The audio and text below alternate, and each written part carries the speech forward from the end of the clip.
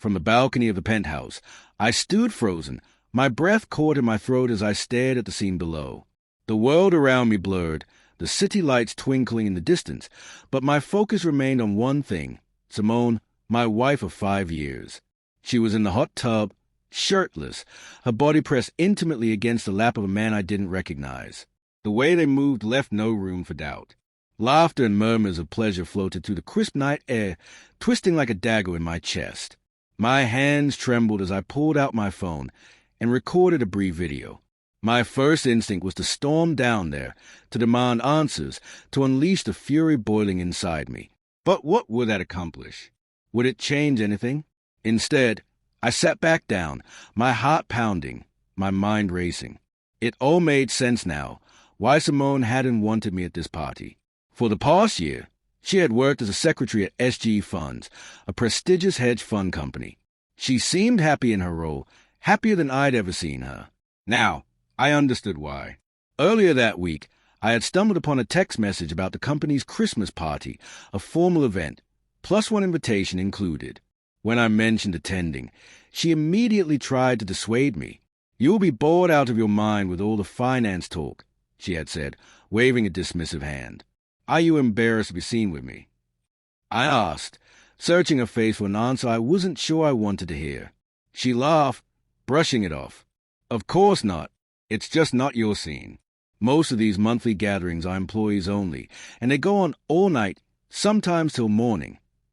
I had never questioned it before. I had trusted her. But now, watching her drape herself over another man, her hands wandering over his body as if she had every right, I understood exactly what these events were really about. When I insisted on going with her, she reluctantly agreed. "Fine. Just make sure your tux is clean." Though her voice was light, the look in her eyes was something else entirely, something closer to dread. On the night of the party, she casually suggested I bring swim trunks. That confused me. A pool party at a Christmas event. We usually end up at my boss's penthouse after the main event. It has a hot tub, she had explained, her voice perfectly neutral. At the time, I had thought nothing of it. But now, staring at a tangle between two men, laughing, touching, completely at ease, the truth hit me like a freight train. The party itself had been uneventful, at least for me. Simone had introduced me to Linda, a co-worker who greeted me with a knowing smirk.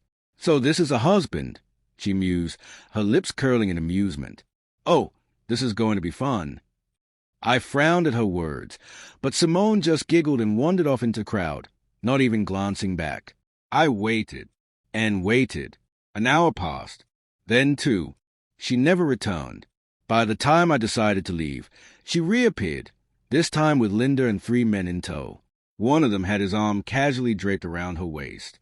She barely acknowledged me before pressing a tequila-laced kiss to my lips. "Where have you been?" My voice was tight, controlled, but inside, my gut twisted. Linda answered for her. "We were just having some shots." Simone looked confused by that response, and an uneasy feeling settled in my chest. I pressed further, mentioning the taste of something other than tequila on her lips. She waved it off, expertly changing the subject. "We're heading to Ben's place for the after-party. You ready?" Her eyes were too bright, her smile forced. "I guess. But will I actually see you tonight? Or are you going to disappear again?" She rolled her eyes. "Don't be silly." Then, just like that, she climbed into a car with Linda and the men, leaving me to follow behind in mine. The irritation I had felt earlier simmered into something darker.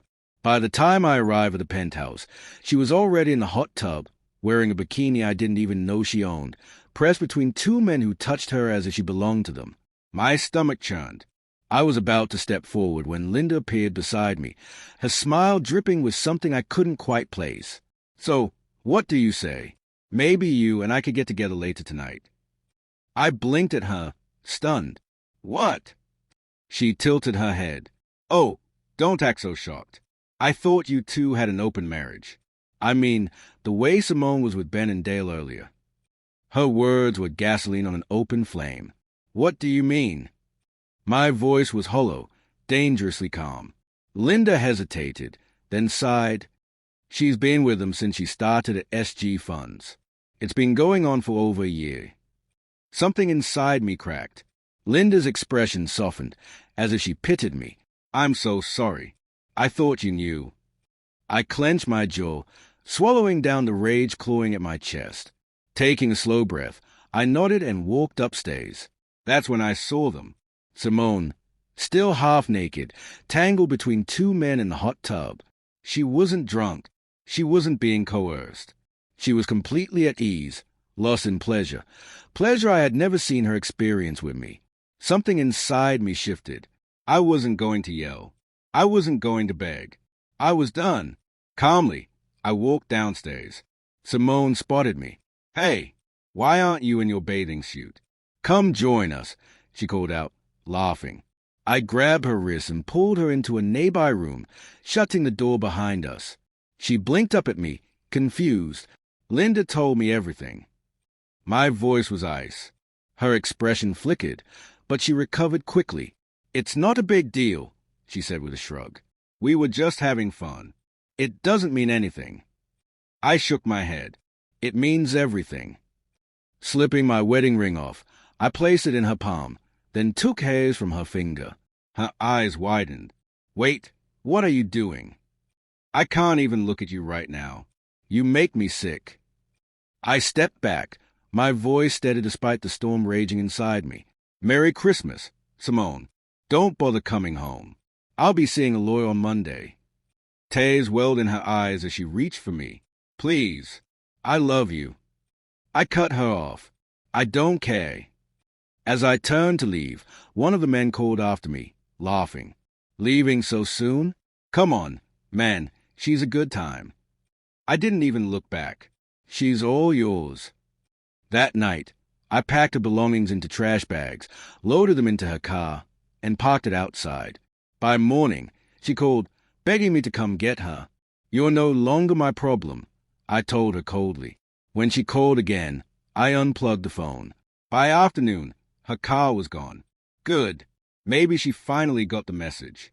I arrived at my appointment with Jenny after making a few necessary stops.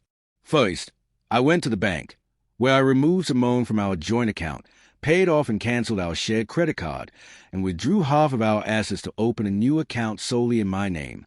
The transaction felt both empowering and devastating, a definitive severing of financial ties that mirrored the dissolution of everything else between us.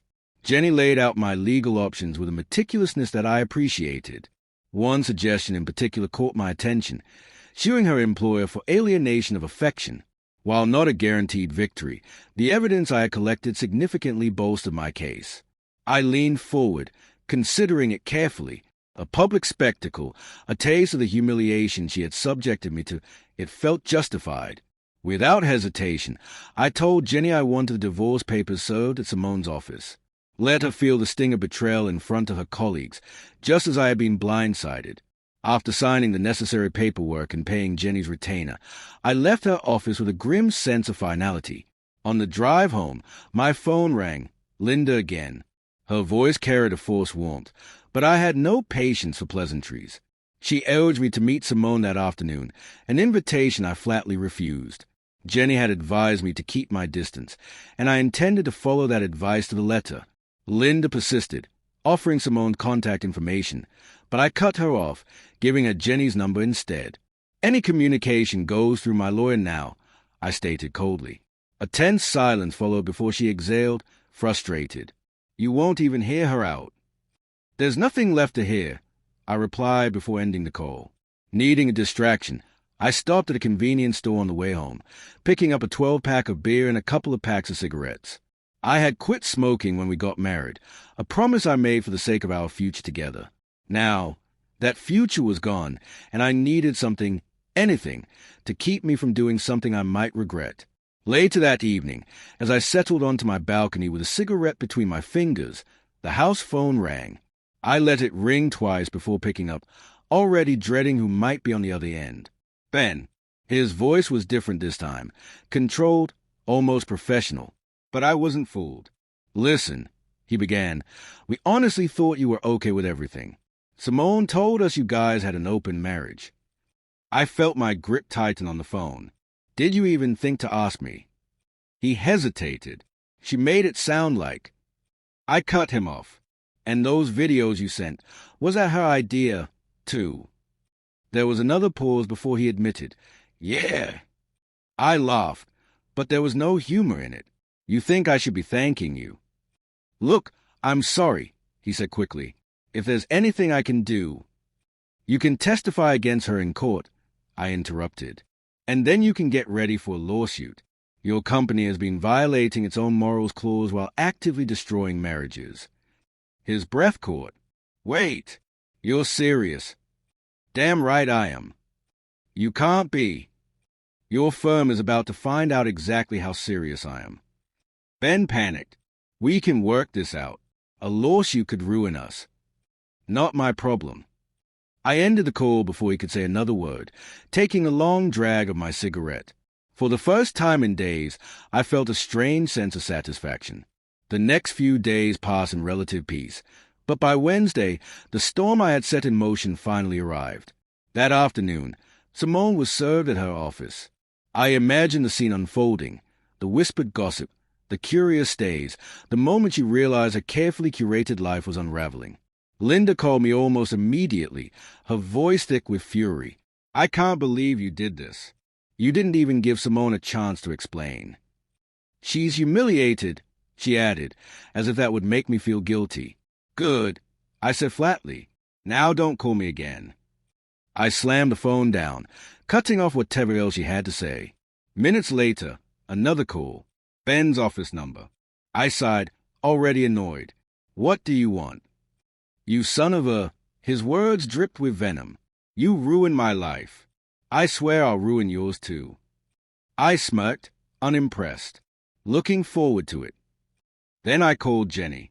Ben just threatened me, I informed her. Good, she replied coolly. I'll file for a restraining order today.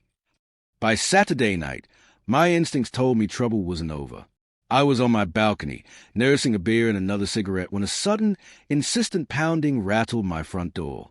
Then came the shouting. Open the damn door, you coward. Ben.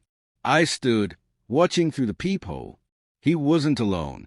Another figure, possibly one of his colleagues, hovered beside him, looking equally agitated. You're violating a restraining order, I called out. I should be the one suing you, he bellowed. Open up. Instead, I grabbed my phone and dialed 911. The operator assured me that multiple calls had already been made from my area. Neighbors had heard the commotion and acted fast. Police were on the way. Minutes later, flashing lights flooded the front of my building. Through the peephole, I watched two large officers restrain Ben and his accomplice, securing them in cuffs. One of the officers knocked on my door, identifying himself. I opened it, locking eyes with Ben as they dragged him away. He seethed, his face twisted with rage, but all I felt was indifference. The next morning, the headlines made it official. Hedge fund CEO arrested. It was only the beginning. Clients began pulling their investments. Scandals surfaced, and the firm's reputation plummeted. Karma, it seemed, had arrived right on schedule. For weeks, things remained quiet, until Jenny called again. Her voice was even, but the words she spoke made my stomach drop. Simone has retained an attorney, she informed me. She's petitioned the court for marriage counseling. I scoffed. You're joking. The judge agreed, she said carefully. You're ordered to attend 6 sessions. I exhaled sharply. Can they even do that? If you refuse, you could be held in contempt and possibly jailed, she admitted. Fantastic. There's more, she continued. Simone's lawyer also informed me that she's pregnant. I went still. My grip tightened around the phone. You're serious? Yes. Jenny's voice softened. We'll need a paternity test, but if the baby is yours. I know. My voice was hollow. Child support. Jenny sighed. For now, the judge has approved a legal separation until the baby is born. I let out a humorless laugh. Great. A few days later, I walked into my first mandatory counseling session. Simone was already seated on a love seat, looking exhausted. The counselor, Dr. Abigail Farnsworth, gestured to the seat beside her. I ignored it, choosing a separate chair, angled slightly away.